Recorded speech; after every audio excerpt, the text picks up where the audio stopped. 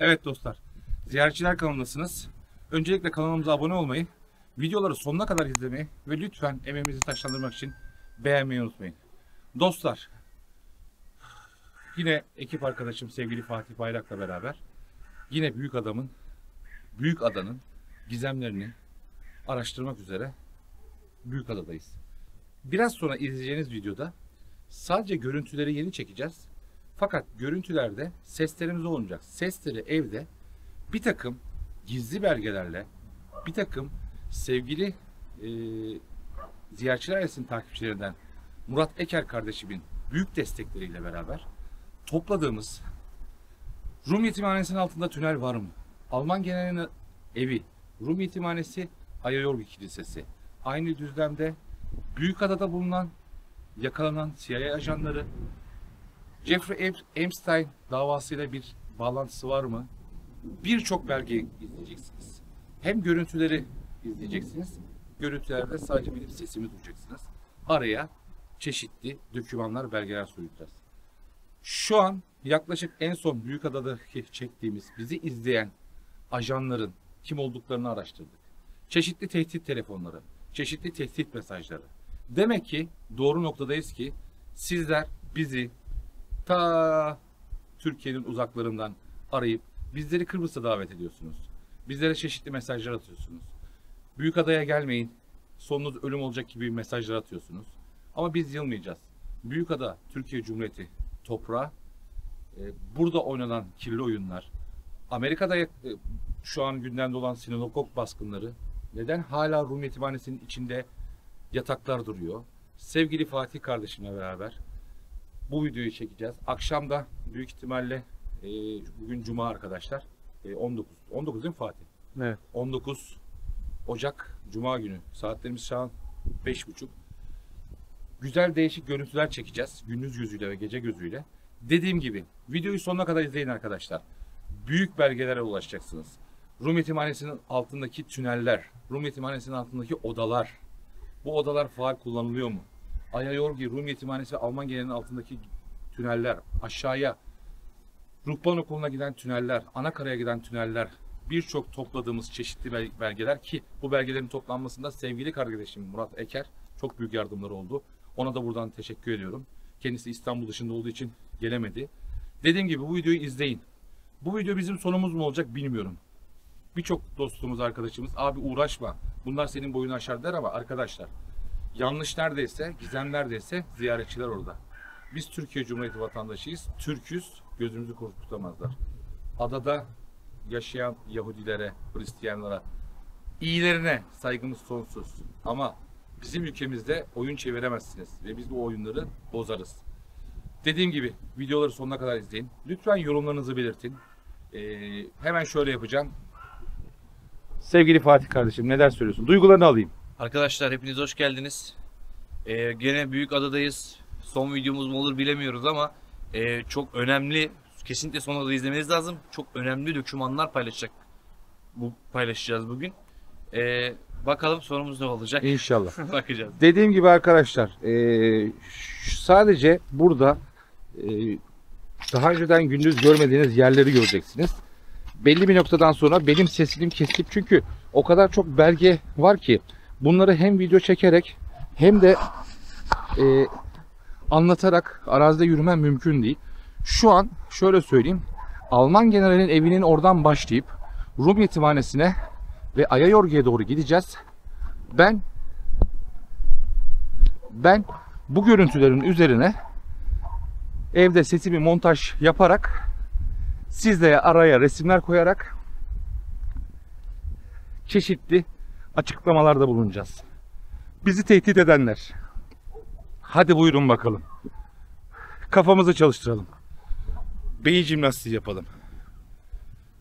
Jeffrey Epstein davasında adı geçen Türk bayan.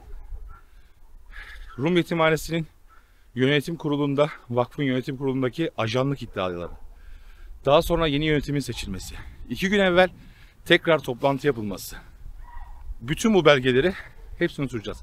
Ve yurt dışından sevgili izleyicimizi yardımlarıyla sonar ölçümlerle Büyükada Rum Yetimhanesi'nin altındaki büyük odalar, tüneller, şu an Alman genelinin orada Ayarogün kadar tünellerin hepsini sizlere vereceğiz. Sizden ricam beyin jimnastiği yapalım.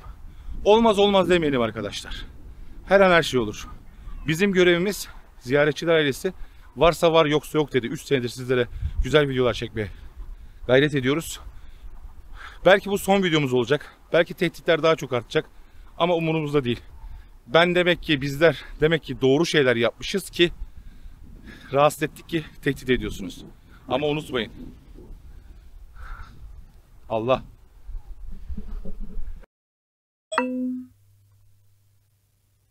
Evet dostlar.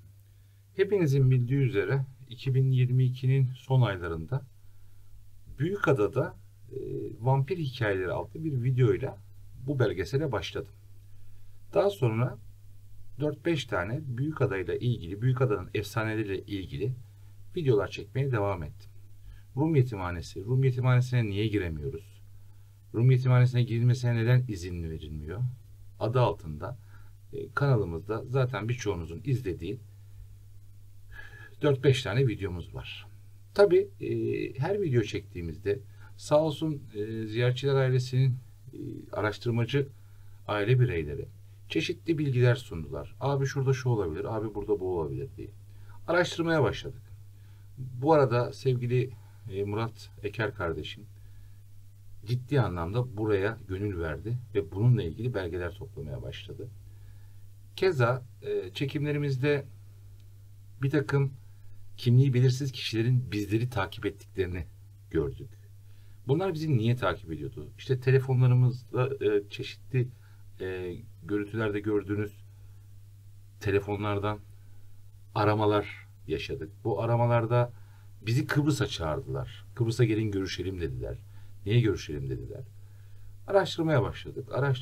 Araştırdıkça hep bir şeyler çıkmaya başladı arkadaşlar.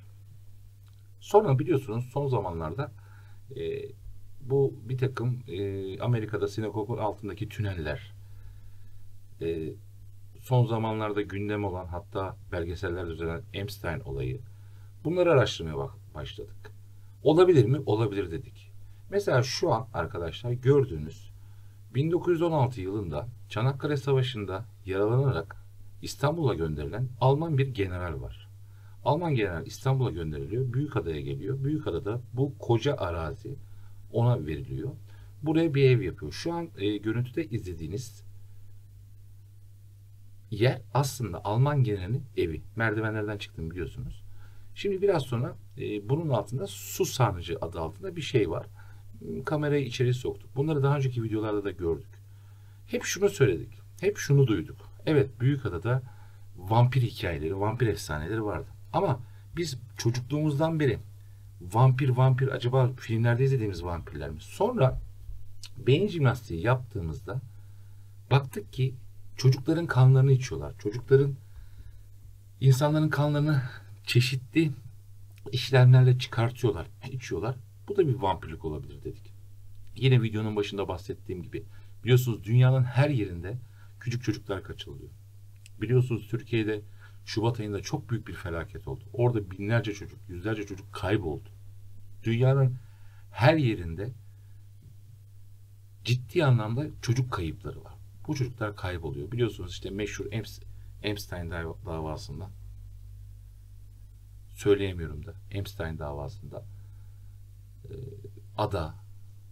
Mesela Murat'ın araştırmalarında şuna dikkat ettik.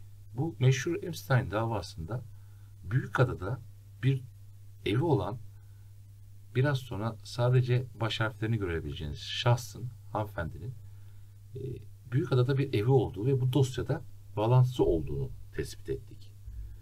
Ve bu evi daha sonra tefeciler tarafından mesela bakın arkadaşlar görüntülerde görüyorsunuz Alman generalinin evinin altında bir depo olarak yapılmış bir yer var.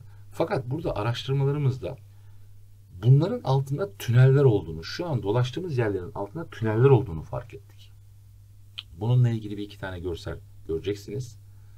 Yine sağ olsun Murat kardeşim belli uygulamalarla, yurt dışından belli programlarla sonar çalışmaları yaptı. Baktık ki Alman generalin yaşadığı Burası herhalde zamanında müştemilatıdır, bilemiyoruz. Çünkü bir bilgi yok arkadaşlar. 1916 yılında geliyor, 4-5 sene burada kalıyor. Ondan sonra sırra kadem basıyor. Hikayelerinde işte burada bir kadına aşık olduğu söyleniyor. Hikayeleri sonra basıyor gidiyor.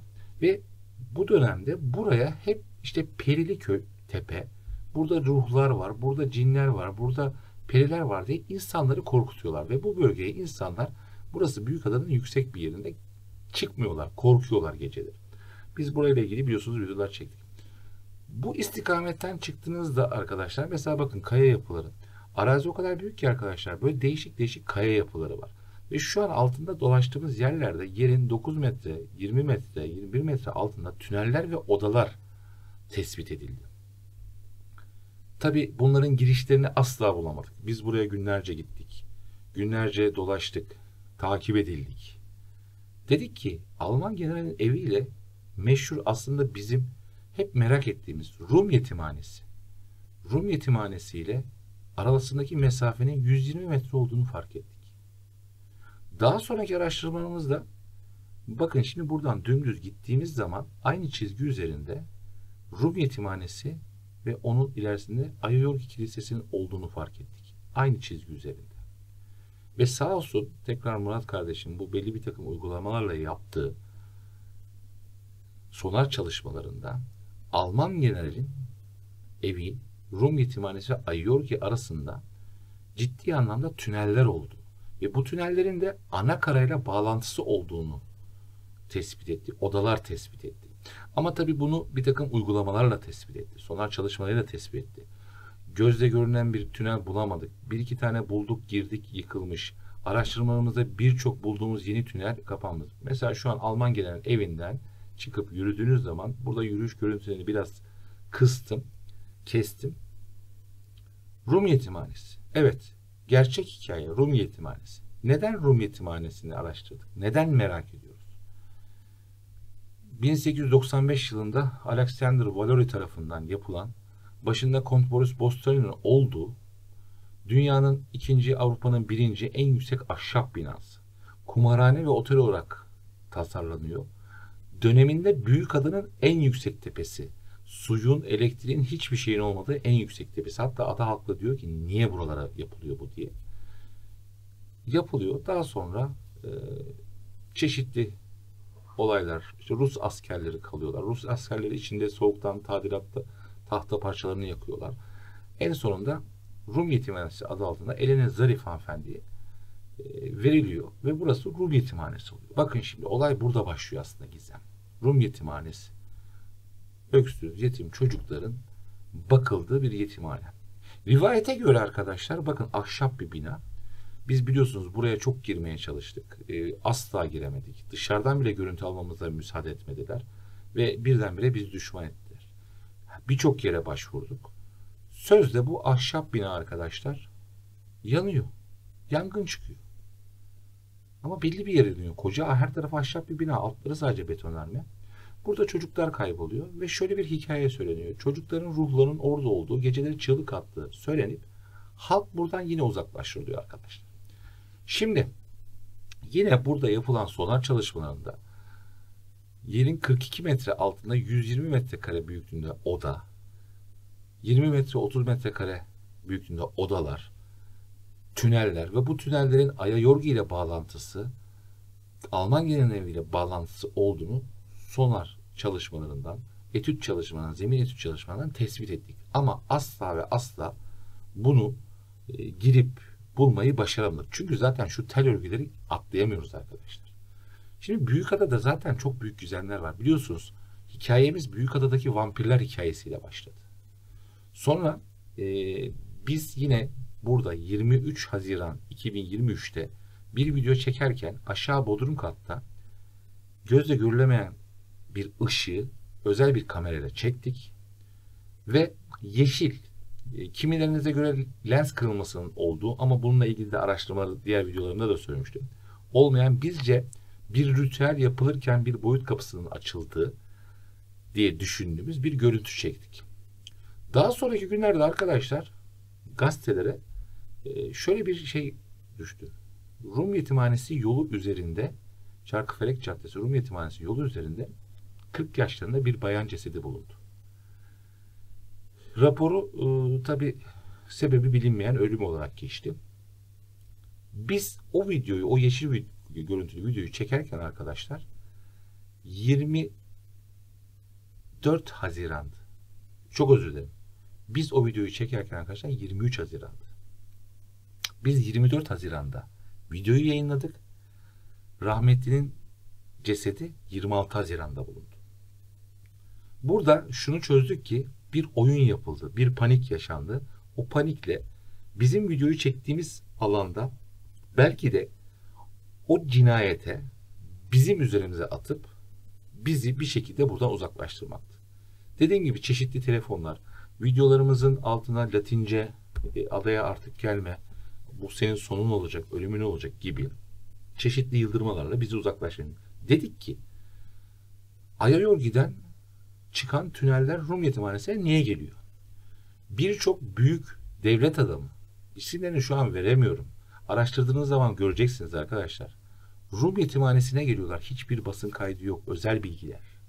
Rum Yetimhanesi'nin içine giriyorlar. Nereden giriyorlar?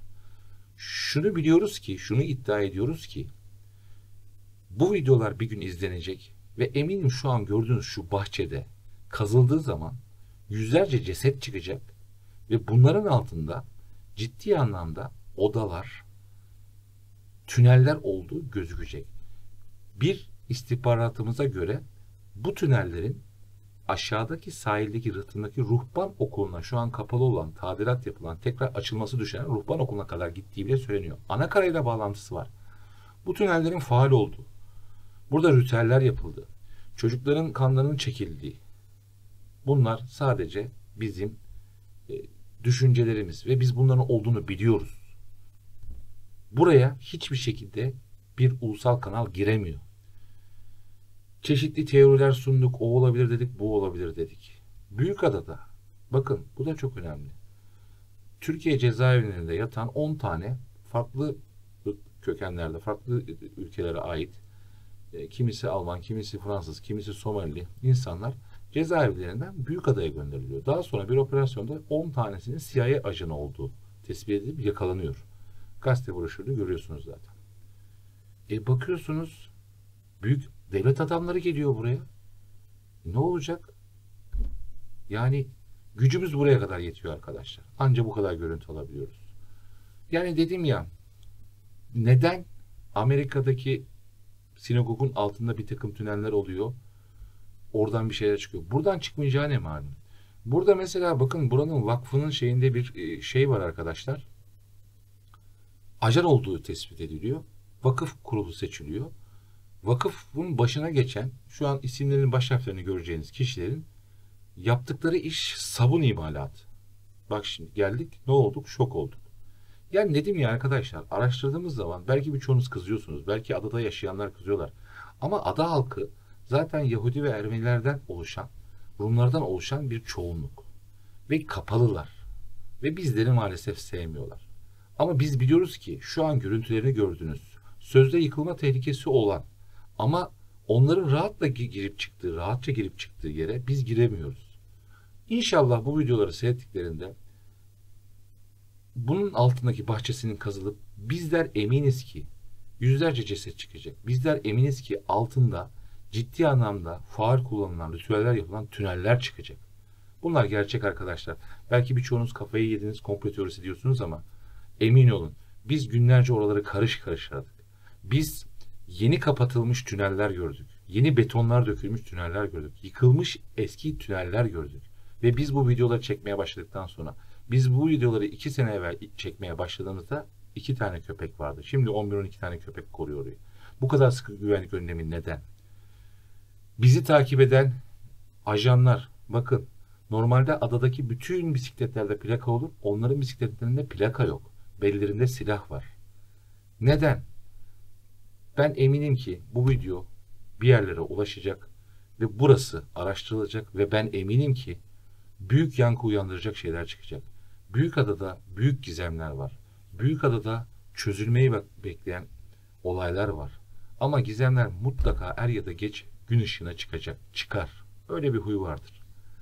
Dediğim gibi bu Büyükada'yla ve Rum yetimhanesiyle ilgili bir daha video çekmeyi düşünmüyorum. Çünkü yeteri kadar emek verdik. Çok yordu bizi. Ulaşamıyoruz. Gücümüz yetmiyor. Bu videoyu inşallah devlet büyüklerimiz izlerler. Şuraya bir el atarlar. Yani bu Ortodoks toprağı olan yeri Türkiye Cumhuriyeti toprağına kavuştururlar. Kazarlar. Altında bakalım ne dümenler dönüyor, ne şeytan ayetler var. Hepsini gün ışığına çıkartırlar. Arkadaşlar izlediğiniz için çok teşekkür ediyorum. Bu araştırmalarımda bana yardımcı olan sevgili Fatih Bayrak, Erkan Sevimli, Murat Eker, Taner Ertürkler ve ismini hatırlayamadığım birçok ziyaretçi ailesi üyesi. Hepiniz sağ olun, var olun. Yeni projelerde, yeni videolarda, yeni gizemlerde yine bir arada olacağız inşallah. Ama Büyükada'yla ilgili artık duruyoruz. Çünkü durmamız gerekiyor. Çünkü gücümüz yetmiyor. Biz dilimiz döndüğünce beyin jimnastiğimiz yaparak bir takım şeyleri size sunmaya çalıştık. Zaten bu sunduklarımız şeyleri araştırdığınız zaman internet ortamında bulacaksınız.